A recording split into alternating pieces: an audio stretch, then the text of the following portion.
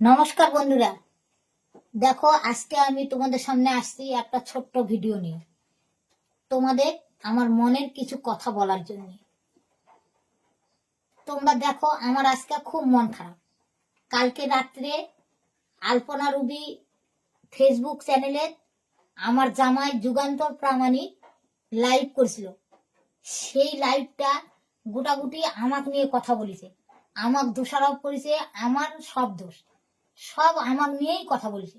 আমার মেয়ে 1 বছর হলো মারা যাওয়া, অনেক রকম অনেক কমেন্ট আসছে চ্যানেলে, আমি দেখেছি, কিন্তু আমি কোনো কথাই বলিনি। সব আমি মুখ বুঝে সহ্য করেছিলাম। আমি মনে করেছিলাম কোনোদিন কিছু কথা বলবো না। আমার জামাই করে খাচ্ছে আমার জামাইয়ের মতো, আমি করে খাচ্ছি আমার মতো, সেই জন্য আমি কিছু বলতেই চাইনি। কি কারণে চ্যানেল বিক্রি করলাম এটাও তোমাদের সামনে বলবো। আমার মেয়ে বিয়ে দিলাম কেমন করে এটাও তোমাদের সামনে বলবো। আমার মেয়ে বিয়ে দিলাম, আমার মেয়ে শ্বশুর বাড়ি কেন থাকলো না এটাও তোমাদের সামনে বলবো।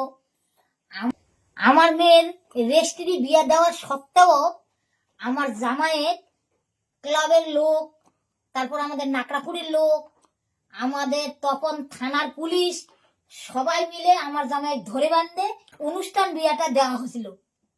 কেন দিছিলাম, কি কারণে দিছিলাম, এটা তোমরা আমার জামাইয়ের কমেন্ট করে জানাও, এই প্রশ্নটার উত্তর দিই।